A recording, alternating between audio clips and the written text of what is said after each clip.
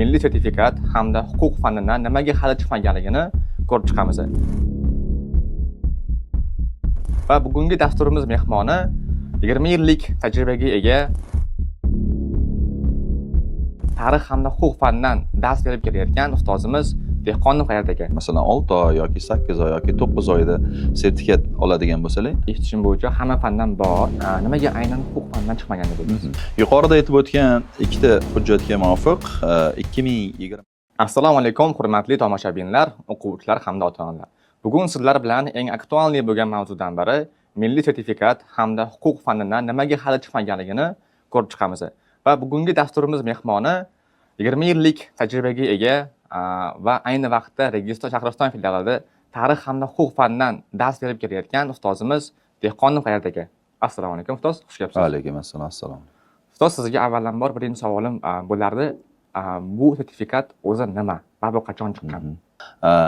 Umumta'lim fanlaridan milliy sertifikat tizimi bu talabgorni bilim va kompetensiyalarini baholash tizimi hisoblanadi va buning huquqiy asosi 2020-yil 2-marta qabul qilingan prezidentimiz farmonlari va shu asosda qabul qilingan 2020-yilni 12-oktyabrda Vazirlar Mahkamasining 646-sonli qarorida o'z aksini topgan bo'lib, shu me'yoriy hujjatlar asosida, demak, ta'lim tizimida joriy qilingan.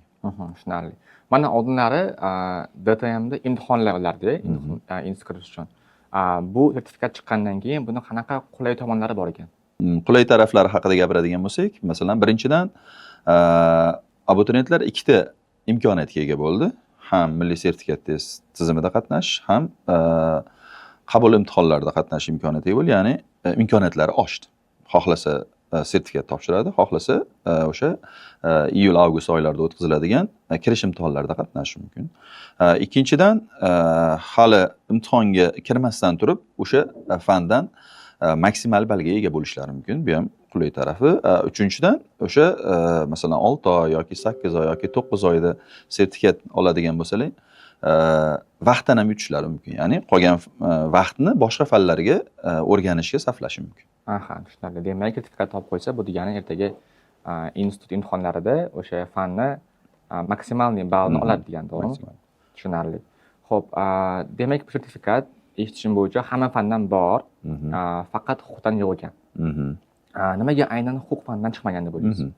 Yuqorida aytib o'tgan ikkita hujjatga muvofiq 2020-yilni 1-dekabrigacha ona tili, ya'ni rus tili, qoraqalpoq tili va o'zbek tili va adabiyotlaridan va matematika fanlaridan joriy qilish belgilangan. 2021-yil 1-fevralgacha kimyo va biologiya fanlaridan va 2022 va 2024-yillarda fizika, geografiya va tarix fanlaridan joriy qilinishi belgilab qo'yilgan, lekin huquqshunoslik fani bu hujjatlarda aks etmagan. Shuning uchun ham, ya'ni sodda qilib aytganda, huquqshunoslik fanlaridan milliy sertifikat tizimini joriy qilish uchun huquqiy asos yo'q bo'lgani uchun ham hozirgi kunga qadar bu ta'lim tizimiga joriy qilinmagan. Tushunarli. Demak, hozircha yo'q.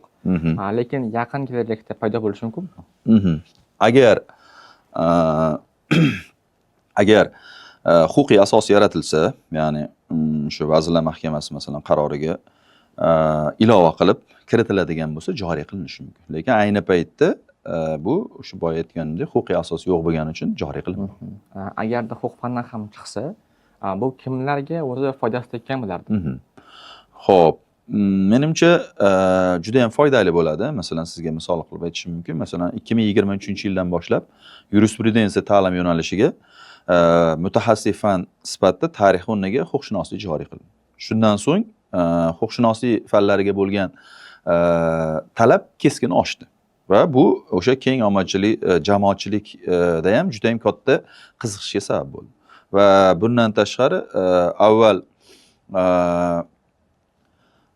umumta'lim fanlaridan fan olimpiadalarida ham o'sha bir necha yil davomida ma'lum bir vaqt huquqshunoslik fanlari o'tkazilmayotgandi. Endi mana hozir yana o'sha joriy qilindi va bu qiziqish yana ham ortdi. Agar milliy sertifikat chiqadigan bo'lsa, huquqshunoslik fanida yana ham bu narsa qiziqishga sabab bo'ladi va yana ham talabni ortishiga sabab bo'ladi. Tushunarli ustoz. Mana sertifikat chiqqaniga adashmasam 5 yil bo'ldi deyapsiz. 20-yilda chiqqan ekan, endi boshlanganda. Lekin aynan yaqin yillardagina bunga talab oshib boryapti. Xo'p, bunga sabab oldinlar o'quvchilar bilmasmidi borligini yoki biron bir qonun nizom bilan bog'liq bo'lgan joyi bormi? Xo'p, ikkalasini ham sabab qilishimiz mumkin va vaqt o'tgan sari endi masalan har bitta yangi chiqqan narsaga odamlarda shunaqa bo'ladi, ishonch kamroq bo'ladi. Lekin vaqtlar o'tgandan keyin, tajriba sinovdan o'tgandan keyin odamlar tushunib boradi. Xuddi shu jarayon ham milliy sertifikat tizimida bo'ldi desak adashmagan bo'laman. Chunki dastavval o'sha test tizimi yaxshi degan tushuncha ko'proq edi. Lekin hozirgi kunda esa ota-onalar orasida ham, keng jamoatchilik orasida ham, o'quvchilar orasida ham milliy sertifikat tizimiga qiziqish juda ham yuqori. Boya aytgan faktorlar, demak, vaqtdan tejaydi, keyin iqtisodiy tarafdan ham masalan kamroq pul to'laydi masalan tayyorgarlikka va plus maksimal balga ega bo'ladi. Chunki masalan zo'r tayyorgarlik ko'rib test sinovlarida qatnashaman desa ham, lekin bitta adashib ketib kamroq yechib qo'yishi mumkin. Bunda o'sha belgilangan miqdordagi o'sha darajadagi sertifikatlar oladigan bo'lsa maksimal ball beriladi. Zo'r, ustoz. Ayni vaqtda hammaga qiziq bo'lgan savol berib o'tsam, misol uchun biz vaqtda oldinlari aytaylik o'sha yillar davomida o'qib tayyorlanib borganmiz universitetga va kirganmiz. Lekin hozir aytyapsiz, vaqtda o'tishi mumkin. Xo'p, sertifikatga o'zi agar o'quvchi noldan boshlasa qancha vaqt olishi mumkin? Xo'p, endi bunda ham obyektiv, ham subyektiv omillar hisobga olish kerak. Masalan, biz hammaga bir xil dars o'tadi, ya'ni o'qituvchi. Lekin bolalarning imkoniyatlari ham, olishi anaqalari ham har xil bo'ladi. Shuning uchun ham aniq vaqt eta olmayman va plus fanlari o'ziga ham bog'liq. Masalan, ximiya, biologiya, matematika, fizika fanlari juda ham murakkab bo'lgan fanlar. Shuning uchun ularda ko'proq bo'lishi mumkin. Lekin masalan, o'zimni dars berayotgan fanim misolida oladigan bo'lsak, demak kamida 1 yil vaqt ketadi. Chunki agar mukammal bilish uchun-da. Demak, mukammal tarzda sertifikat olish uchun tarix fanidan ketish kerak bo'lgan vaqt 1 yil.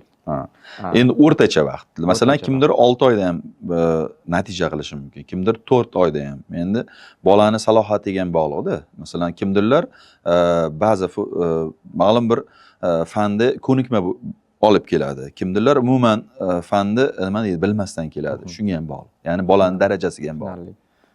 Bizni hozir ko'rayotganlarga foydali bo'lish uchun aytib o'tsangiz yaxshi bo'lardi. Qolgan fanlardan ham taxminiy ketish vaqtlari, misol uchun matematikadan, biologiyadan, taxminiy misol uchun tarix fanidan 1 yil ketsa, qolgan fanlardan qancha ketishi mumkin? Xo'p, o'sha boya aytib o'tganim murakkab fanlar, masalan, ximiya, fizika, matematika, biologiya fanlaridan taxminan shu 1,5 yil, 2 yilda natija qilsa bo'ladi. Menimcha o'rtacha shaxsiy fikrim.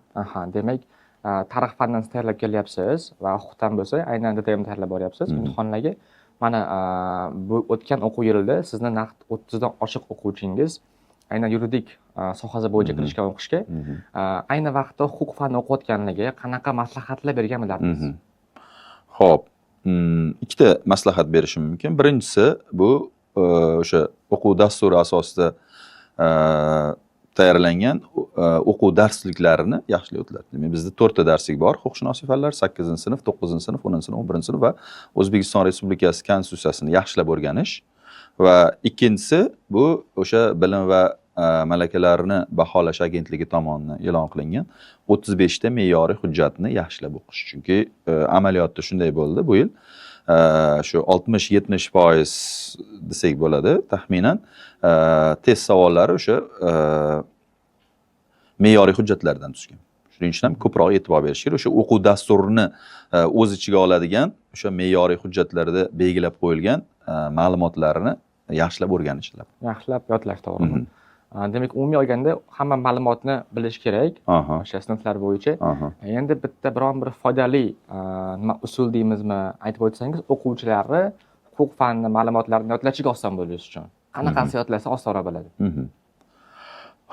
Xo'p, avvalo fanni o'zini spesifikatsiyasidan kelib chiqadigan bo'lsak, huquqshunoslik fanida qoida yo'q, masalan, matematikaga o'xshagan yoki formula yo'q matematikaga o'xshagan. Shuning uchun ham ko'proq takrorlash kerak va plus ko'proq test bilan ishlash kerak. Men o'quvchilarimga aytaman, test ham xuddi odamga o'xshaydi. Odam 1 marta ko'rsangiz, tanib qolishingiz, eslab qolishingiz juda ham qiyin. Lekin 2 marta, 3 marta, 4 marta, 5 marta uni uchrashadigan bo'lsangiz, yaxshilab tanib olasiz. Xuddi shunday test bilan ko'proq shug'ullanish kerak. Tushunarli, zo'r. Nima deb o'ylaysiz? Yaqin kelajakda universitet imtihonlari yo'q bo'lib, balkim aynan sertifikatdan bilan kirish ehtimoli bormi? Bu menimcha yildan yilga shunday bo'lib boradi. Chunki masalan bu yil misolida ham oladigan bo'lsak, ya'ni iyul oyida bo'lib o'tgan test sinovlari misolida ham har bitta fanni kirish ballari, ayniqsa o'sha sertifikat joriy qilingan fanlar yuqorilab boryapti. Bu nimadan dalolat beradi? Demak, hamma asosiy e'tiborni, fokusni demak milliy sertifikat tizimiga berayotganlar. Chunki boya aytganimdek, zo'r tayyorlanib ko'rsangiz ham bitta xato qilib qo'yadigan bo'lsangiz, bu ketdi, qaysidir ball ketdi degan. Lekin milliy sertifikat kerakli darajadagi sertifikatni qo'lga kiritadigan bo'lsangiz, demak, sizga maksimal ball beradi, hech narsani qilmaysiz. Demak, bularni aytib o'tadiganimiz, demak, quyidagi darajadagi sertifikatlar bor. Demak, C, C+, B, B+ va A+. Demak, agar talabgor 46 balldan 49.9 ballgacha to'playdigan bo'lsa, demak, bu C sertifikatga ega bo'ladi. 50 balldan 54.5 gacha to'playdigan bo'lsa, demak, bu C+ ga bo'ladi. Va 55 dan 59.9 gacha to'playdigan bo'lsa B, 60 dan 64.9 gacha to'playdigan bo'lsa, demak, B+, 65 dan 69.9 gacha to'playdigan bo'lsa A va 70 dan undan yuqori A+ bo'ladi. A va A+ darajalari 100% ball beradi. Masalan, misol keltiradigan bo'lsak, o'quvchi xalqaro munosabatlar topshirmoqchi Jahon iqtisodiyot diplomatiya universitetini. U yerda mutaxassis fani tarix, masalan, 93 ballga ega bo'ladi va plus majburiy fanlar ham yopiladi. Ya'ni 11 ball, ya'ni 104 ga ega bo'lishi mumkin. Va C, C+ va B, B+ darajalari esa mutaxassis fanlar uchun proporsional, ya'ni maksimal ballni o'shancha foizi beradi, necha foiz bo'ladigan bo'lsa. Va hamma sertifikat majburiy fanlarni maksimal ball beradi. Tushunarli. Demak, tushunishim bo'yicha baribir ham kelajakda o'quvchilar DTM imtihoniga tayyorgarlikda emas, balki sertifikat tomonlama ko'proq o'qishni boshlashadi. Va hamma fandan, misol uchun, huquqdan ham chiqqandan keyin baribir ham hamma o'quvchi aynan shu bo'yicha tayyorgarlik ko'rib, keyin kirish mumkin bo'ladi. Shunday. Ya'ni meni fikrimcha shu qulay variant, ya'ni ikkita imkoniyat ega bo'ladi. Birinchi, tayyorlanib, demak, sertifikat topshirish, mabodo o'xshamaydigan bo'lsa, keyin test topshirilaveradi. Agar ungacha sertifikatga ega bo'ladigan bo'lsa, bo'ldi, shu fan yopiladi va boshqa fanga yana ko'proq vaqt ajratish mumkin bo'ladi. Tushunarli. Demak, oldindan kafolatli qilgan albatta kafolat mumkin. Oldinlari bunaqa faqat biron bitta olimpiadaga bo'lsa bo'lardi, grantdan bo'lardi. Endi buni demak, hammaga imkoni bor ekan. Demak, agarda siz ham universitetga kafolatli kirmoqchi bo'lsangiz, albatta hamma fandan o'ziga kerak bo'lgan o'qisangiz, sertifikatni olsangiz, albatta oldindan talab bo'lish imkonini berar ekan. Tushunarli. Ustoz, rahmat sizga kattakon. Bugungi suhbatimiz juda ham o'ylaymanki foydali bo'ldi hammaga.